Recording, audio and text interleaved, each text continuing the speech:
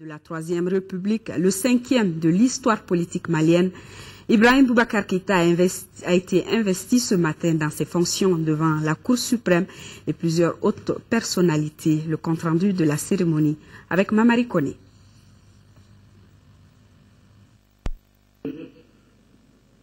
Cérémonie pleine d'émotion, la prestation des serments consacre l'entrée en fonction du président élu. Après avoir ouvert l'audience, le président de la Cour suprême a invité les greffiers en chef à la lecture de l'arrêt de la Cour constitutionnelle que proclame Ibrahim Boubacar Keïta, président avec 77,62%. Le président élu a levé la main droite avant de lire à haute et intelligible voix la formule du serment prévue par la Constitution du 25 février 1992. Je jure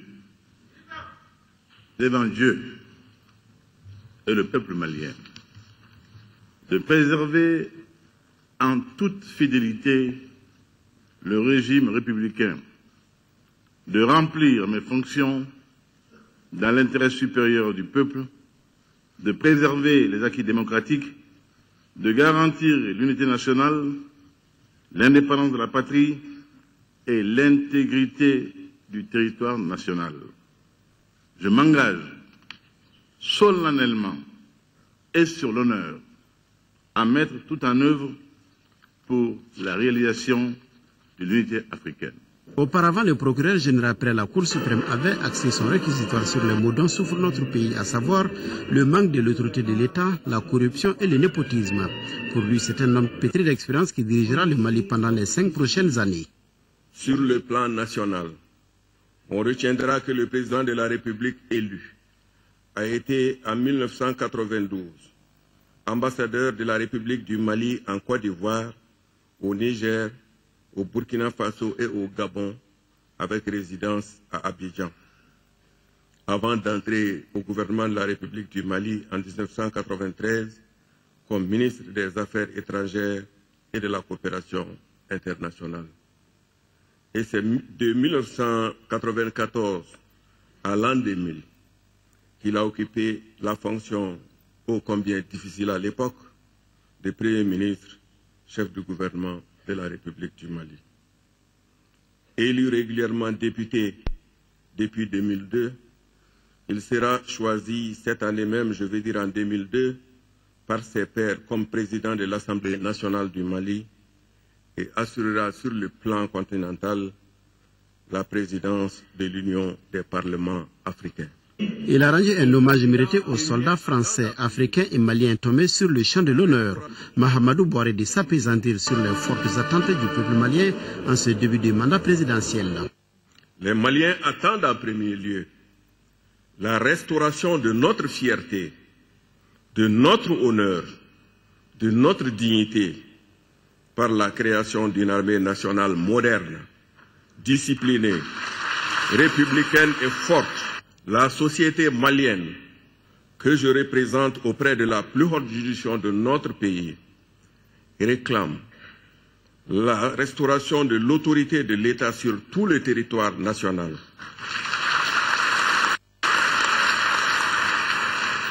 La lutte contre la corruption. La fin de la gestion patrimoniale de l'État. La fin des arrestations et interpellations extrajudiciaires. La sécurité pour les Maliens, mais aussi pour les étrangers qui nous honorent de leur visite. À partir d'aujourd'hui, Ibrahim Boubacar Keïta ne sera plus le président d'un parti politique, encore moins d'un groupement politique, dira le procureur général après la Cour suprême. Il sera tout simplement le président de tous les Maliens. Après avoir donné acte au greffier en chef de la lecture de l'arrêt de la Cour constitutionnelle, le président de la Cour suprême a reçu le serment du président de la République. La Cour suprême lui donne acte de ce serment. La Cour le renvoie à l'exercice de ses fonctions de président de la République. La Cour suprême déclare M. Ibrahim Boubacar Keïta officiellement installé dans les fonctions de président de la République. Autre temps fort de cette investiture, la remise des attributs de l'État à Ibrahim Boubacar Keïta par le grand chancelier des ordres nationaux. Il devient du coup le grand maître des ordres nationaux du Mali. Il a ensuite été élevé à la dignité de Grand Croix de l'ordre national du Mali. Après la prestation des serments, les regards sont à présent tournés vers la formation du nouveau gouvernement. Dans son discours d'investiture, le président Ibrahim Boubacar Keïta a dit, je cite, « Désormais, nul ne sera au-dessus de la loi. Il donnera ainsi la priorité à la lutte contre l'impunité et à la corruption dans un Mali réconcilié et sécurisé. » Je vous propose d'écouter le président de la République. Bismillahirrahmanirrahim. Loué soit le Seigneur. Allahumma salli ala Muhammadin wa ala ali Muhammadin wa salim. Monsieur le Président de la Cour suprême, Monsieur le Président de la Cour constitutionnelle, honorables membres de la Cour suprême, honorables membres de la Cour constitutionnelle, Monsieur le Président Moussa Traoré, El Hadj Moussa Traoré, Général Moussa Traoré, votre présence ici aujourd'hui ne me surprend guère. Elle est le fait du grand républicain que vous êtes, en général. L'on comprendra donc que mes hommages commencent par vous. Monsieur le Premier ministre, chef du gouvernement de la République du Mali, Monsieur Django Sissoko, Mesdames et Messieurs les membres du gouvernement de la République du Mali, Excellences, Mesdames et Messieurs les membres du corps diplomatique et consulaire, ainsi que les organisations de coopération internationale accréditées auprès de la République du Mali, Mesdames et Messieurs les représentants des partis politiques nationaux, Messieurs les représentants ou les chefs des familles fondatrices de Bamako, Messieurs les chefs de culte, Mesdames et Messieurs, en vos grades et qualités.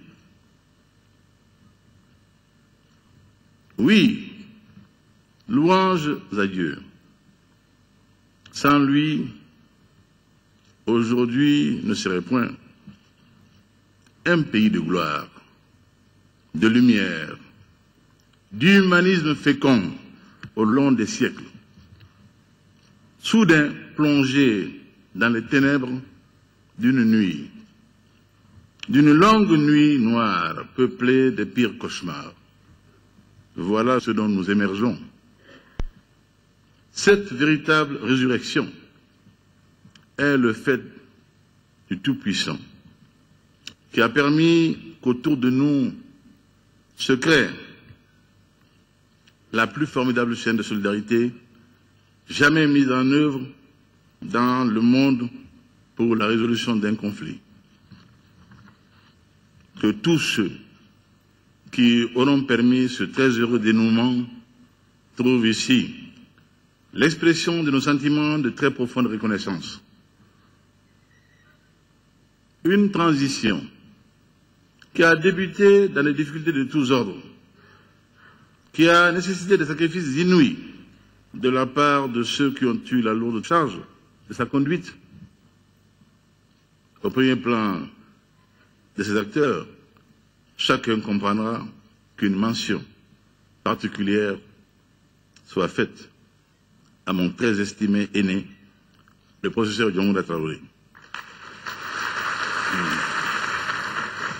Grand frère, au jour de la reconnaissance du mérite, il est certain que ton nom brille au fronton de l'édifice national. Ton calme olympien, légendaire, ta grande sérénité dans la tempête, ton éternel et inébranlable optimisme auront permis de franchir bien des handicaps. La construction du Mali nouveau aura besoin de l'expérience fabuleuse acquise dans la douleur, la patience et un courage certain.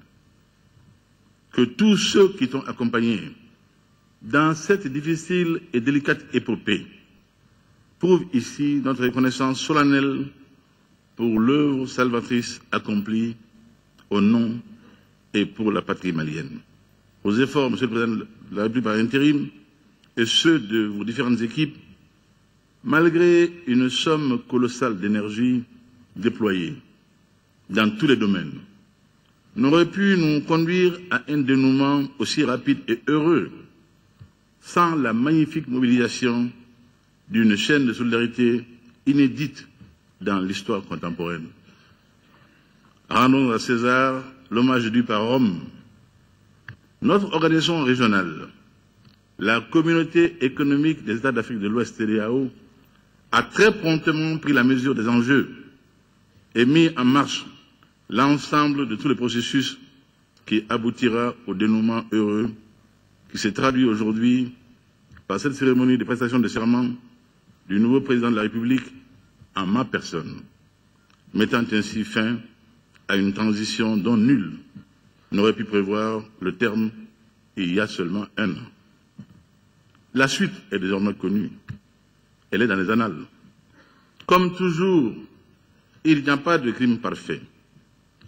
Dans notre tragédie, l'élément déclencheur de l'épilogue aura été la fatale attaque de Kona par des criminels convaincus d'avoir désormais dompté le temps en leur faveur.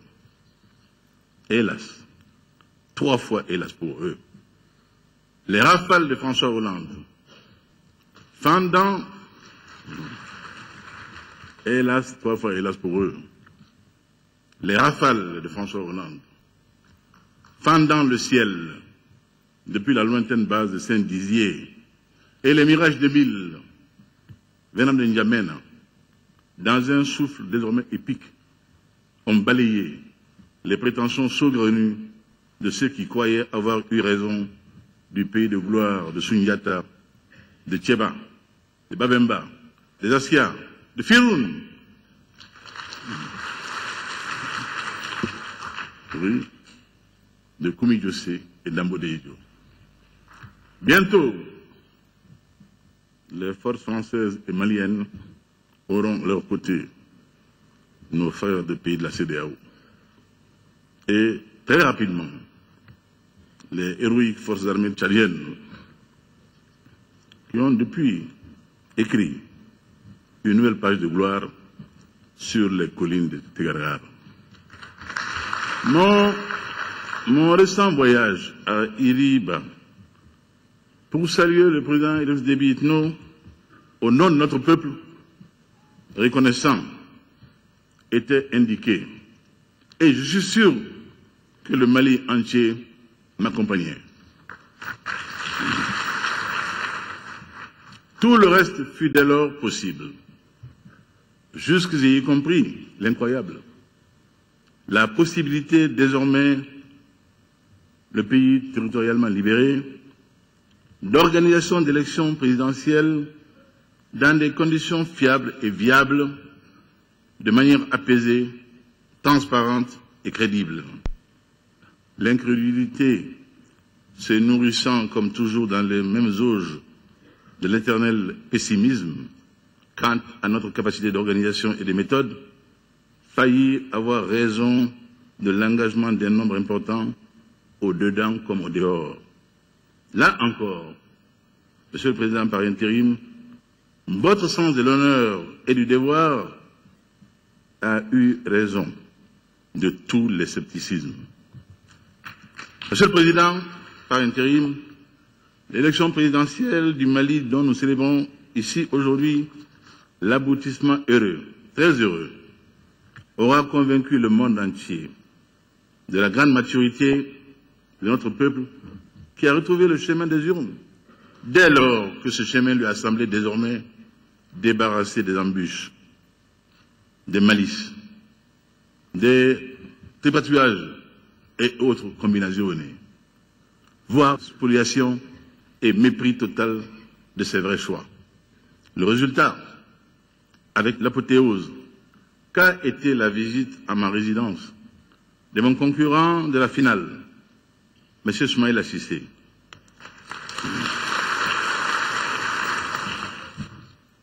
mon frère Soumaïla Cissé a fini de convaincre le monde que désormais, il faudra compter avec le Mali.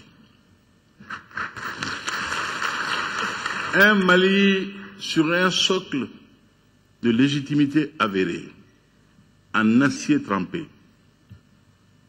Je puis, Monsieur le Président de la Cour suprême, Mesdames et Messieurs, vous dire que le Président de la République que je suis désormais, grâce à cette confiance massive des Maliennes et des Maliens, fera de ce socle le départ du renouveau de notre pays dans tous les domaines. Inch'Allah. Inch'Allah.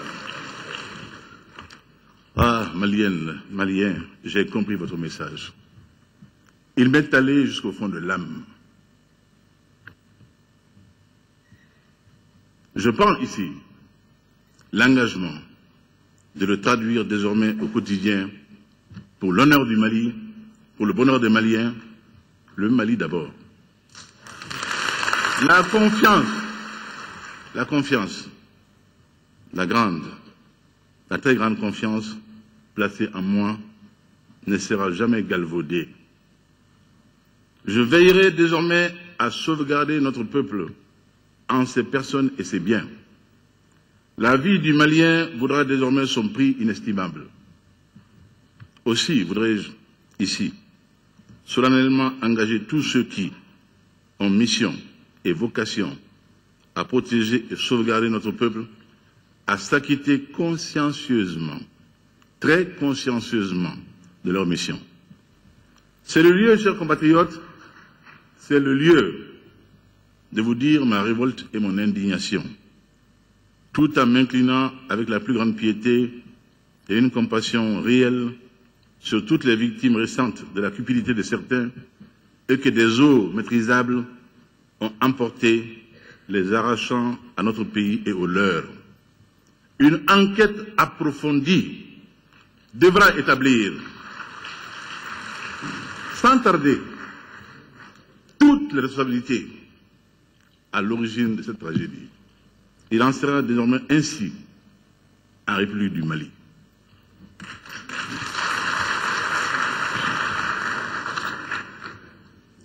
Cela pour vous dire que pas un instant, je n'oublierai que vous m'avez hissé là où vous m'avez placé pour prendre soin de tous les aspects de la vie de notre nation. La réconciliation nationale demeure la priorité la plus pressante. Dès demain, nous enclencherons les actions appropriées pour forger les solutions robustes en vue d'une paix durable afin que nous sortions définitivement de la répétition cyclique des crises dans le nord de notre pays. Je veux réconcilier les cœurs et les esprits, rétablir une vraie fraternité entre nous, afin que chacun, dans sa différence, joue harmonieusement sa partition dans la symphonie nationale. Je veux rassembler toutes les composantes et toutes les générations de la société malienne, mobiliser les talents et les efforts en vue de l'avènement d'une société nouvelle basée sur l'excellence. Oh, je vous ai compris, Monsieur le Procureur général. Vos réquisitions qualifiées de brillantes par le Président de la Cour étaient d'une qualité qui augure de cette excellence que je recherche et dont je parle. Je veux rassembler les Maliennes et les Maliens pour que triomphe la justice et l'équité, sans lesquelles il n'est pas d'avenir viable pour une nation. À cet effet, en tant que président de la République, je m'attellerai sans relâche à restaurer l'autorité de l'État. Nul n'est et ne sera au-dessus de la loi.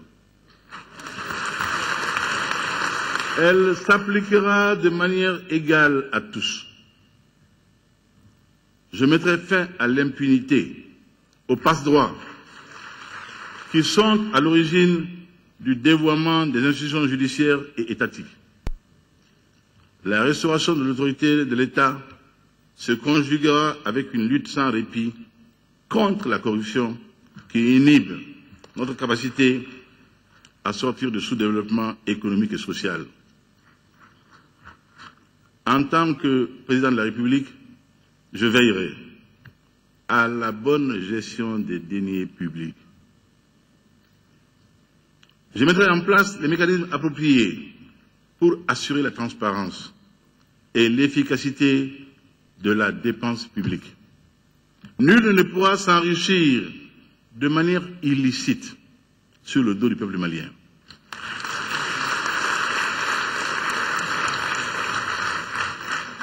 Je ne dis pas que nul ne pourra pas s'enrichir, mais pas de façon illicite et sur le dos du peuple malien.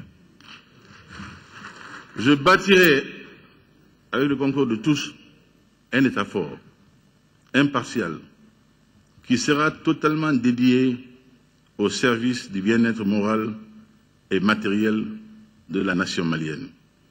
Mesdames et messieurs, mes chers compatriotes, j'œuvrerai pour que les Maliens retrouvent foi en l'avenir, qu'ils aient confiance dans leur futur et le futur du Mali et de l'Afrique.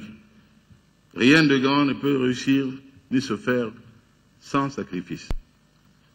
Il faut accepter de tendre la main à l'autre afin de bâtir ensemble un Mali nouveau qui sera en mesure d'apporter une contribution significative à l'unification de l'Afrique au cours de ces siècles.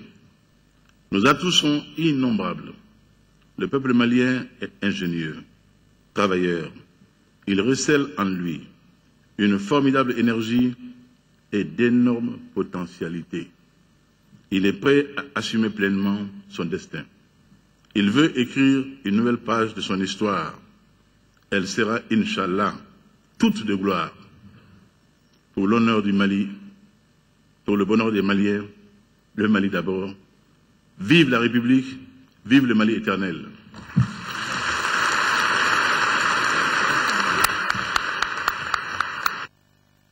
Comme vous venez de le suivre, l'une des grandes lignes du mandat du président de la République sera le renouveau. Il l'a dit, rien ne sera plus comme par le passé. Il œuvrera pour un Mali réconcilié et sécurisé, sans impunité ni corruption.